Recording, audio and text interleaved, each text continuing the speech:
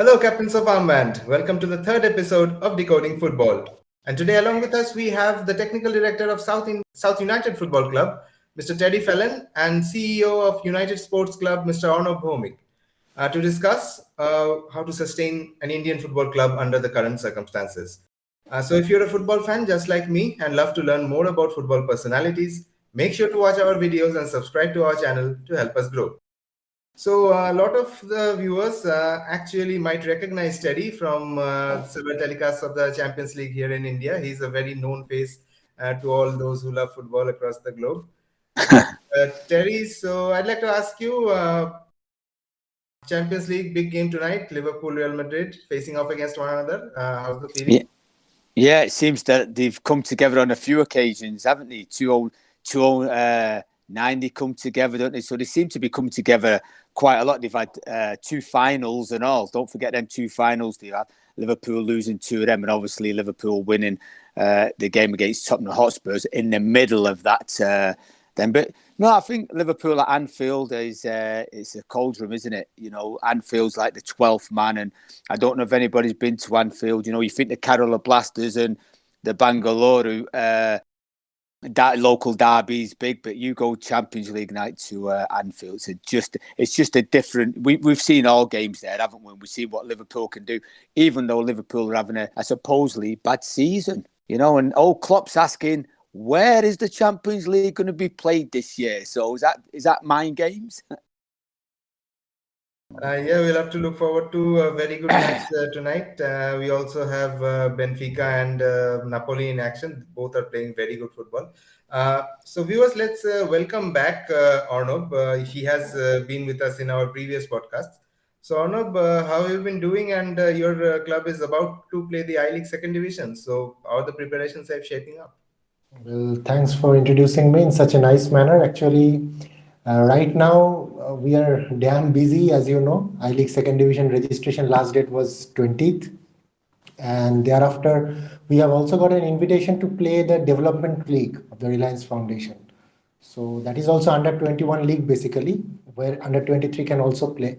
So right now, a little bit of, you can say, we are damn busy, so to say the least. Well, that's good to hear. I mean, the more busy you are, the more things you can keep on doing. And all the best for you for your upcoming matches. Thank you so much. Without further ado, let's dive right into our podcast. So my first question goes out to Arnab. Is that how do you calculate your estimated budget for the season that is coming up, keeping in mind the lack of matches and tournaments at both the state and the regional levels in the country?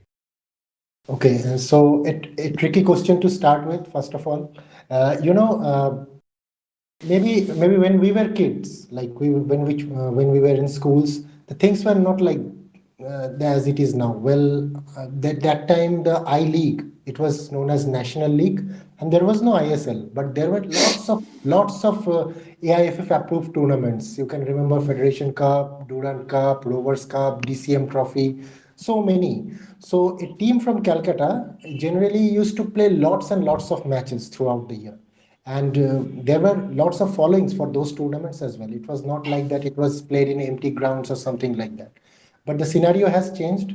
So right now, if I'm talking about a club from Calcutta like us, to be very honest, after Calcutta League, like CFL, Premier Division A, then you have got to wait for long, just to wait for IFA Shield, and then practically nothing. So what we have planned in the last 4, 5, 6 years, that the football should not stop, right? So what we have done is that two things. One is to play some AIFF recognized tournaments across the country, which earlier was much more popular. Nowadays, not so much. Still, football is there. And at the same point of time, we concentrate on youth. Everybody knows a little bit about our youth system. So because the staffs are there, the coaches are there throughout the year, it's not only for those 3, 4, 5 months.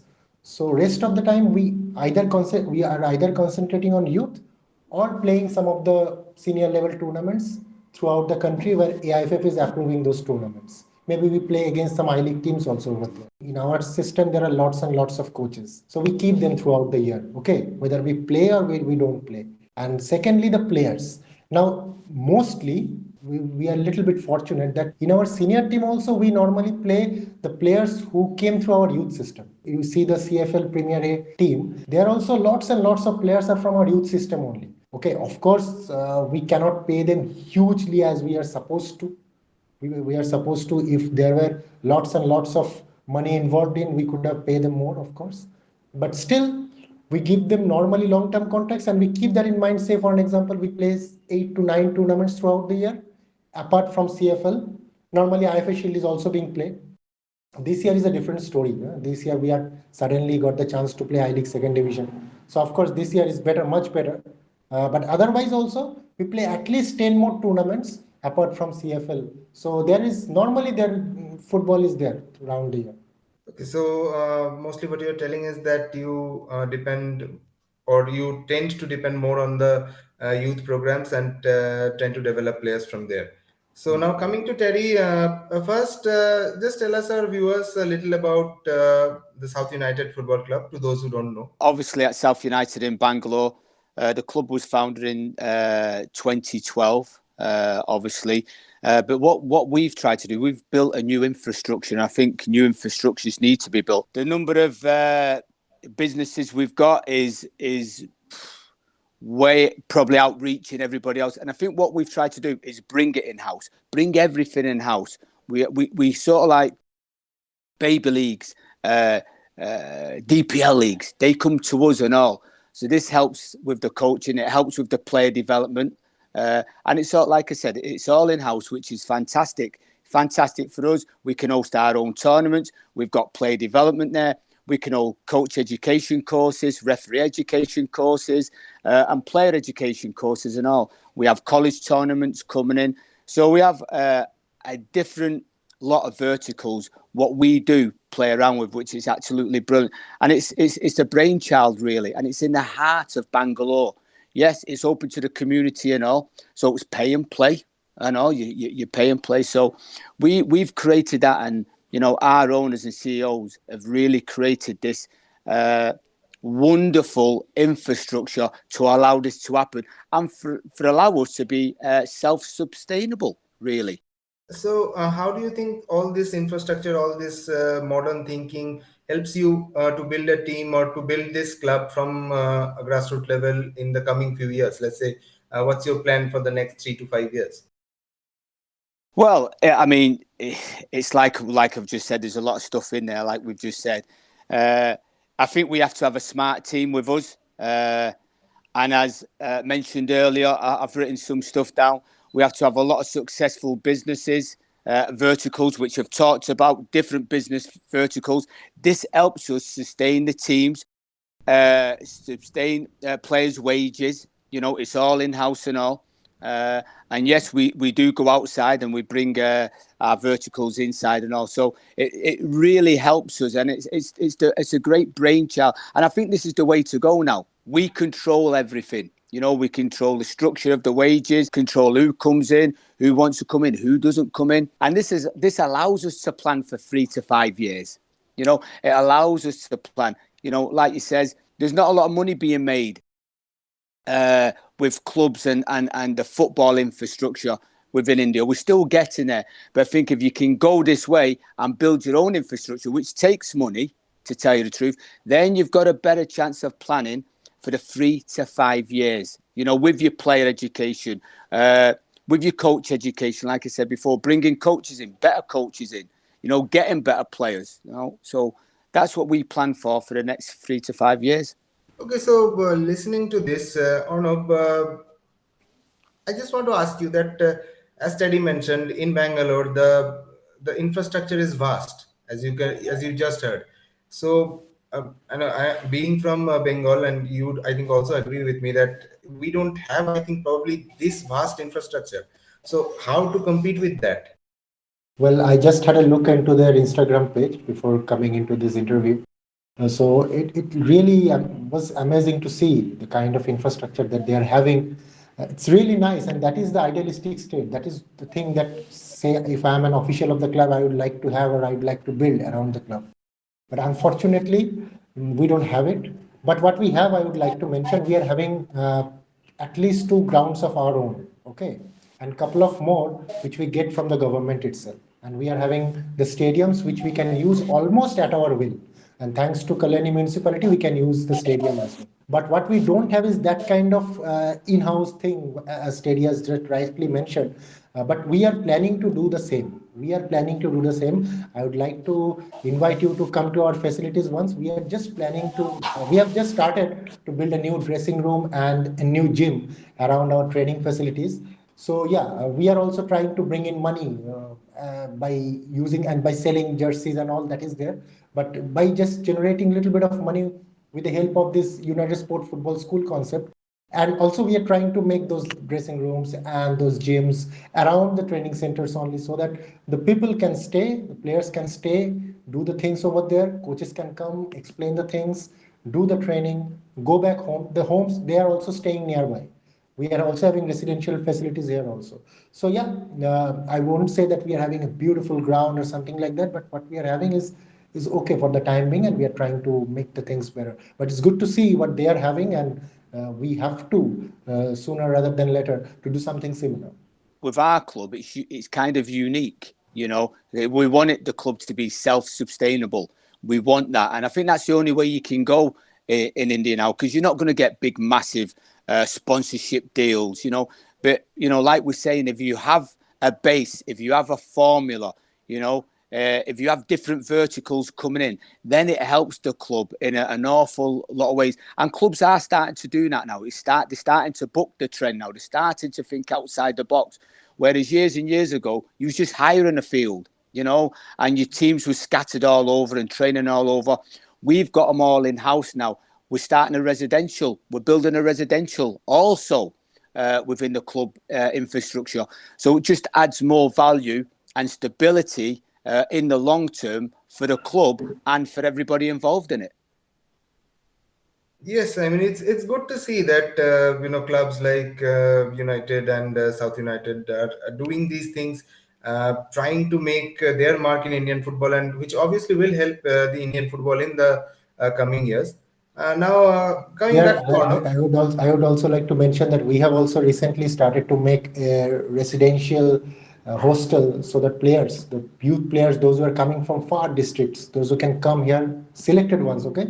Those who are the selected ones which will be playing the youth I leagues or something like that, they can stay and they can practice in the nearby ground which we already have. So we have also started that to build that already. And again, guys, I think that's it's you know, I first come to India in 2010. I was at Sesa Football Academy in Goa. You know, the infrastructure they had there, 2 residentials, the younger guys and the older, the first team, absolutely fantastic. So I've seen it there. I've seen light at the end of the tunnel. I've been here now for the last 9 years, and I've travelled all over India. I'm speaking to people every day about infrastructure. Terry, what are you doing in Bangalore? We want to try and implement the same, probably not on the same scale, but, you know, in different parts. And, you know, a lot of entrepreneurs, CEOs, owners, what's the difference between Europe and India? I say 200 years, 150 years, 200 years of footballing. But I believe India is getting there now with the infrastructure. They're starting to believe in themselves, you know, CEOs, owners, they're starting to believe in themselves that, hang on a minute, if we start to build our own infrastructures, we've got a chance of being self-sustainable. And I think that's what we've got to look at.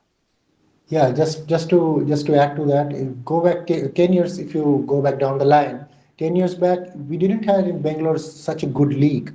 Nowadays, in the last 2 3 years, such a fantastic league with multiple divisions. You can, as a Bengali, if you can correlate that 5 7 8 years down the line, Calcutta League was so much people involved, money involved also. So now you can see the leagues, regional leagues in the different states of India is also growing. So with those leagues growing, the clubs will also grow, and so many academies will come up. If you see nowadays, so many good academies across India, whether they have produced good enough footballers, will that we have to see. Still, the time is there, but yes, the infrastructurally we are growing slowly but surely. We are growing. Now, Arnab, you said that you generally like to give long-term contracts to players who are coming in 18, 19 years of age. But in India now, now specifically due to a lack of a proper calendar. I mean, as you said, the local leagues, the regional leagues start, then a long gap, then probably the ISL coming up. The I League starts after that. That the I League versus the ISL. That thing has been going on now. Then the second division, third division. It's all very haphazard at the moment. So how do you take care of contract situations in this type of turmoil? Well, very tricky, I would say. But say for an example, we see a potential player, and we would like to keep him, say, for 3 4 years, because we believe that if he can grow, he will be a very good player. We have two things in our mind. One is that if he eventually, after 3 years down the line, can become a good player with a sufficient enough of match time, we can sell him basically on transfer window. Recently, you must have seen a couple of the big transfers that we have made. Recently, one of our players have just gone to ATK Mohun Bagan. We are about to post that. So, and one to Gokulam also. In the last couple of years, our players are going into various I-League teams, and it has been our in our history that there are so many players we have transferred into across the various good Indian clubs. So that is already that is there in our mind, that if we invest on someone, we'll get the return out of it. Like in Europe, it is quite normal. And the second is, as I would like to say, that there are still a lot of good tournaments across India, which is AIFF registered tournaments, where there is a lot of game money is being offered, where you can actually play and earn something, and the prize money is also not so less, is not so less, I would say. So we travel, we play those tournaments, and if we get good result out of it, you get a lot of money also. So with that, you sustain somehow. I would not say that is the best situation, but and we are having sponsors for our development team also. We are having a couple of sponsors. So that is how we sustain. Yes, it could have been much better if we had a title sponsor with us like we had earlier. It would have been the idealistic scenario. It's a real tricky one, isn't it? You know, when we come to contracts, and especially in India, this is not Europe. This is not the rest of the world. It's a big old country with, a million different languages, and I think Indian football is really grown. You know, the participation now in the youngsters is really grown, and the younger families are really having a belief that players can make a living out of it. Boys and girls can make a living out of it. You know, you look at the national sides, you look at the ISL and the flittering down. Obviously, our owner, Mr. Sharon, he's really big on creating a platform for players, and the platform we create and all, if we see our players who have played in the Super Division, what we try to do with them is not only educate them on the football field in and around the club, but educate them to be coaches and all. So we try and keep and give good contracts out. So now we can educate them on the football field. We can educate them through the licenses and keep the better players. It's a difficult one because players have got to have that culture. They've got to have that need. And I think a lot of players do jump ship, the better players will go for that extra few rupees. You want to keep your better players. How do you keep your better players if you haven't got an infrastructure? I think everybody's dream is, can we get the Indian player into the top clubs in Asia? Can we get him into the top clubs in Europe? I think that's everybody's dream, and I think that can be achieved. But we need to start looking after the player, and contracts of years gone by, 3 months, because of lack of game time, lack of tournaments, lack of leagues, 3 months, 6 months. Now clubs, like we're saying, is 1 year, 2 years. So the players have got a little bit of stability. They're not bouncing around from club to club. And, I don't believe that's the right thing. I think if we can give them 2 to 3 year contracts and get that stability, I think it's good for the national side and all, because they've got that stability, obviously the players. Obviously, you have your own players, academy players and all that, but scouting, how does that work? How do you scout a new player and try to bring them into the fold of your club? I think scouting is conducted like everybody else. We have qualified coaches. We have different coaches from different areas. I think that's always key, because then they have different personnel in them different parts of India, and they can identify the talent we're looking for. You know, I think you've got to have a talent identification model. What type of player are you looking for? What age is the player? Is he going to be in a residential? Is he not going to be in a residential? How many local players do you want in there? Do you want 50%, 60%, 70% homegrown players? I think that's key. But I think it's all about the coaches and, you know, your technical director, your staff, looking at the culture of your club and the kind of culture of you want that player coming into your club. If you've got no culture no football culture within the club, no methodologies, no talent identification, then you're going to struggle to get the players because you're not going to know what you're really looking for. And I think that's key. Like everybody else, we travel to different parts of the country looking at players, you know, and bringing players in. Like I said, we're building a residential, so that'll be even more key to us. And bringing the younger players in and all. Do we want younger players in a residential? What happens if they don't settle? Now, we've had cases of 14-year-olds going to residentials and not settling. I think we have to curb that. We have to really look at that, you know, why they're not settling, you know, and that's the psychological part of the game and all. So for us, I think it's key for everybody. We're all fighting for the best players. The best players will go where they think the best coaching is number one, the best infrastructure is number two, the best leagues. Bangalore's got some wonderful leagues at this present time. If you know Bangalore, you probably do. I know you do. You know, you look at up in Calcutta, you know, your Goas, your Keralers, we're all fighting for them better players. But I believe in nurturing your own, getting them young, nurturing them and getting them into that club culture. And obviously, with your coaches are very key and all. And they've got to understand what that club culture is and what the philosophy is and the methodology of what you're trying to bring long-term to the football club. So Terry, in a country such as India, where football is not as celebrated as cricket, that you probably would have seen by now, you've been here 10 years. So in a sport where you don't have much recognition, so you also have a lot of players dropping out. So and alarmingly, this dropout rate is pretty big in India to begin with. So any plans or rather long-term plans to tackle that aspect of the game? I think it happens, doesn't it? It just doesn't happen in India. It happens all over the world. It just doesn't happen in Bangalore. It happens in Manchester. This doesn't happen in Calcutta. It happens in Liverpool. You know, the ratio of kids, if you're in an academy at Manchester United, for say, or Manchester City, you could be there from 6 years of age to 16 years of age and not even get a contract. You know, so it's not just in India, it's all over the world it's happening. My biggest concern is, what do we do with these children who have come through our system? What do we do with them? Where do we flourish them? Where did he go? You know, and obviously India is a big country, so there's more scope for them to grow the players. I think, again, you've got to look at this, guys.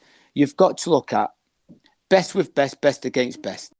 Better leagues, better tournaments, you know, longer league formats. I think if you've got that, then players stay in the game longer. Because we haven't got that as such, they're not staying in the game as long, you know, and they want to go out and maybe peer pressure. We want to get government jobs. You know, we don't want to stay in the game. We want to try and keep them in the game. How do we do that? That's the $21 million question, isn't it? From everybody sat around around the table, sorry. How do we keep these players, okay, then, together, especially that group 16, would you say 16 to 18-year-olds? Because that's where we're really that's where they're really dropping off. And I guarantee you, the drop-off rate is absolutely unbelievable. But the players are unbelievable what's dropping off, because there is some fantastic players out there. You know, what do we do? Okay, then we're like everybody else. Like I said again, I keep harping on about infrastructure. Infrastructure is a big one. Wage structure is another one. Your coaching methodology, where you want to bring the players. Have you got a first team? Have you got a U21s? Have you got a U18s, U14s, U15s, U13s? I think if you've got them and you call yourself an academy? Because it's the same old cliche. Everybody wants to have an academy, but really is it an academy? What's the academy based on? What are you trying to do with the players? What we try to do at South United FC is not let the players down. That's what we try to do. Like I said, we try and keep the players. We keep them in-house. We try to facilitate them through coach education and making them into coaches and all. So they work for our club as well as playing. And I think that's another big interest what players want to do now. Why can't we have them as referees? Why can't we have them as, coaches for the younger academy teams? We can do it. That's how you keep them in the game. It's not just about keeping them in the first team. It's about keeping them in the game, guys. And I think if we keep them in the game somewhere, then we've got a big chance because the dropout rate is really high at this present time. So lots of brilliant insights into what is going on in the Indian footballing circuits from our guests.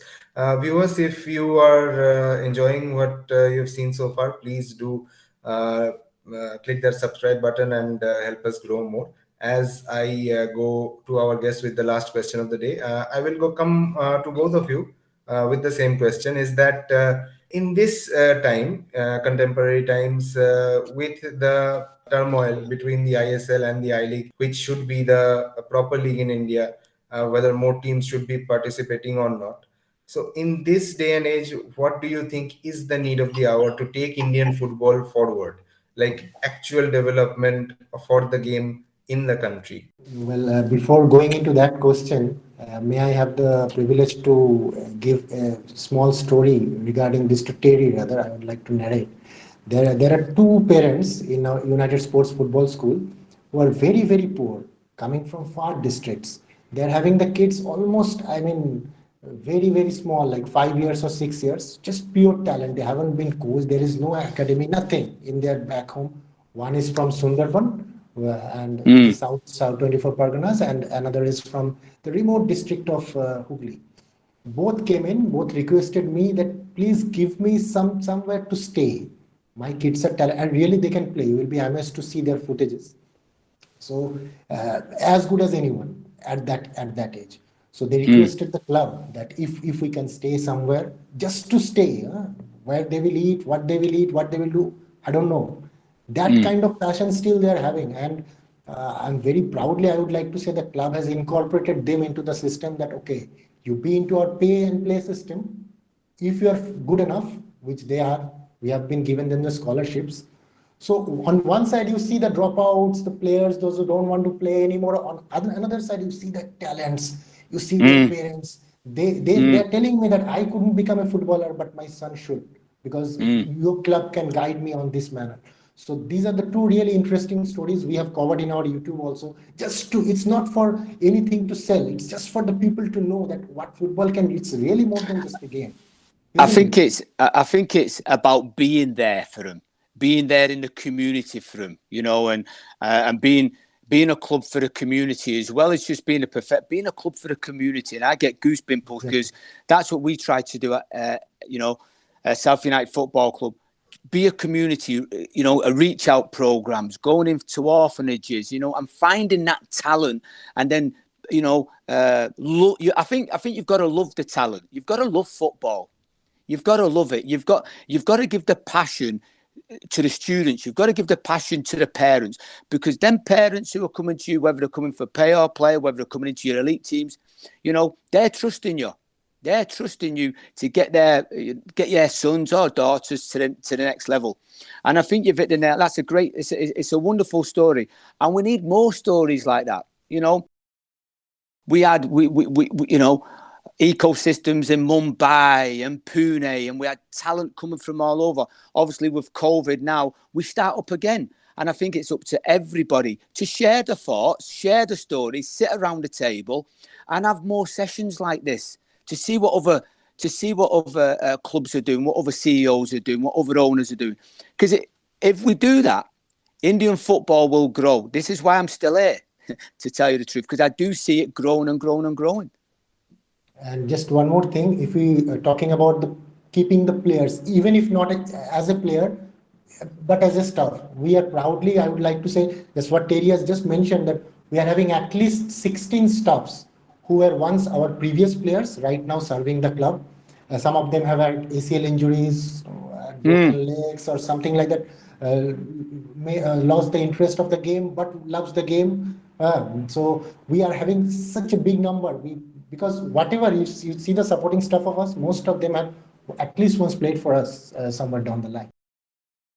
And you're speaking about the last question. Obviously, I think now players want infrastructure. Players demand infrastructure. Parents demand infrastructure now, because they do see infrastructure in other parts of the world, and they say, well, why can't we have it in India? We want to play in World Cups. We want to play against the best players in the world. We want our players to succeed in a sport which is absolutely growing and fantastic. To all them owners and CEOs are really working 24 hours a day to make their clubs to work. I think we need to really look at the grassroots level and all. Let's not forget the grassroots level. Not just talk about first teams and U21s, but what about the grassroots level? There's baby leagues starting up now, DPL leagues starting up now through the country. When I first come, they wasn't there. So we've got young, the private sector and all are coming into young entrepreneurs who love football and they want to be part of football. And I think it's fantastic. It's a great place to be at this present moment, India, for the football. We want to see it's not like, where next Baichung, next Sunil, where are they going to come from? It's up to us as technical directors of football, head of youth development, CEOs and owners to get these next lot of players coming through. And that's what we want to see. We want to see the local players wearing Indian shirts with the names on it. We don't want to see them wearing Spanish shirts and German shirts. We want to see them wearing Indian shirts. And that's what I think everybody's trying to do. Yeah, you got to take care of your own club and all. I do believe in that. But I think for us, the infrastructure we have actually built allows us to do a multiple of verticals within that club and employability and all. That's what it brings to us. We're talking about wanting to be coaches. The first thing on my lips, do you want to be coaches? Learn about the game. Yes, Mr. Terry, we'd love to. Okay, then come into the academy and learn how to be coaches. And I think then they love the game more. They see the game differently then at a young age, at 20, 19, 18 years of age, they see the game there. But for me, training the players in the right way, letting them have that self-esteem and motivation, letting the game be the learner for them because it is about them. And obviously, coach education is paramount. We go away, we do our badges, we come back and we think we're a coach. We're not. We're teachers of the game. We're teaching people of all different mindsets, and that's what we've got to think about when we talk about coaching. We've got to read more. We've got to learn more as coaches in India. We've got some fantastic coaches. My biggest dream is, can we get coaches in the ISL, Indian coaches coaching our ISL teams? Can we do that? And that's where coaches have got to strive for. But yeah, I could go on and on and on all night, and I love these kind of conversations because it does bring you back an awful long way, and I've come an awful long way. Like I said, and I've been all over India, and there's some wonderful talent here. We have to nurture that talent now, and it's up to us to do that. It's not up to the parents. It's up to us, and then yes, it's a big part of the players and all. So I'll take something that Terry said, is that we all want to see those names on the India jersey. We want to see our country in the world stage soon enough. And with that, we come to our final question. So Arnab, I'll go to you. What at this time needs to be done for Indian football to move forward? Well, a couple of things Terry has already said. One is that we have to follow the proper pyramid. In the pyramid, the maximum amount of money has to go to the grassroots. It is just the other way around as of now. The money that is going into the top tier is hilarious compared to the money that is going into the grassroots. Number one. Number two, we are all talking about the generation of money. Terry, I know you have been to Kerala, so you know Kerala very, very well, and you know Bengal as well. The amount of tournaments that is happening in Bengal and Kerala, I don't know how many countries in the world is actually having that many. In Bengal, you are having tournament, as we speak, we are having at least 200 tournaments going on. The money involved also, but there is no proper observation. I believe the amount of money that is involved, if the parent body is having a proper observation on that, because the sponsors are there, local sponsors, but money is huge. You see some big names playing over there, some big names whom you see on televisions. Say for an example, in Bengal, there must have been at least 10,000 tournaments. Say for an example, 200 tournaments if we pick, where we will have enough sponsors, and if there is a proper observation, let's say it's registered tournaments, then actually the money can come and the people can play, and there will be a proper system. Otherwise, what is happening, the players are training and suddenly at the night they're going to play those tournaments and coming up with the injuries, and next day they're coming to the training once again. That's why you will see so many ACL injuries recently in Bengal football. And it is no surprise to see Bengal is going down. You see the top tier of Indian football, you will hardly see that many number of Bengali players because of all these local tournaments. So that is number two.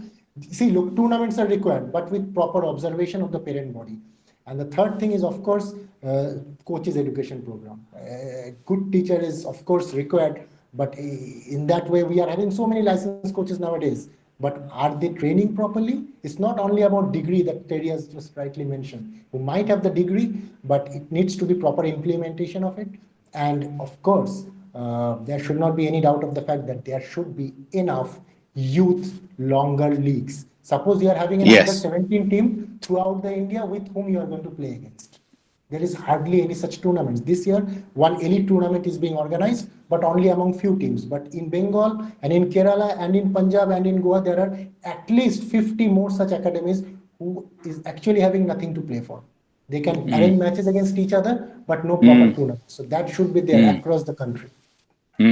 I agree totally. I do agree totally there what we've been speaking about. And it's I'll hit on where players go and play in these tournaments and then they come back to the club, they're injured, and then they expect the club then to pick their injury bill up, because they're playing for a few extra rupees, a large extra rupees, and this boils back to what we said earlier on about wage structure, about how do we keep them long term.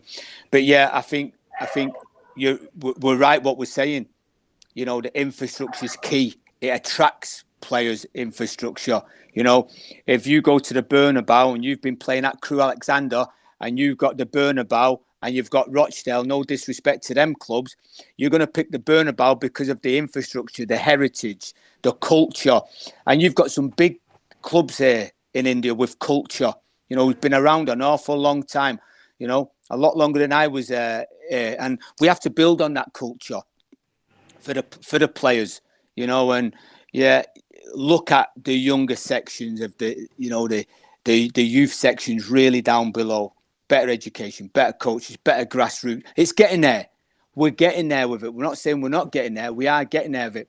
Coaches now have to take a lot more ownership, I believe, instead of just coming in it and it's being, am I doing it for a job? Am I doing it for a wage? Or am I doing it for the love of football? And that's what we've got to do. And that takes hard work, sweat, and determination, because coaching, you never switch off from coaching. Even though we're talking now, I'm thinking about it every single day, what the coach is doing, what the players doing. And I think it's vital that we do get, to where we want to go to and have a plan of action. It's up to the All Indian Football Federation. They're going to be rolling something out by 2026, then 2047. I hope it happens because we did it in New Zealand. I know it's we've done it in Ireland, and these countries have gone to World Cups. So I think everybody needs to be on the same page. Get round tables. This is a table, what we're speaking about at this present time. Get round tables, speak, talk, educate each other, what clubs are doing. Go and see what clubs are doing. Because a lot of clubs may be saying they're doing it, but they're not doing the education part probably at all. Captains of Armband, that was all for today. We will end our session here. A big thank you to Terry and Arnab for giving us such wonderful insights onto what goes on in their clubs and in Indian football grassroots in general. So, I was very enriched through this session as a football fan, obviously, to hear from you guys as to how hard you're working to make Indian football much better. And I wish you all the best in your respective endeavors, that you succeed and take our country to a much higher stage.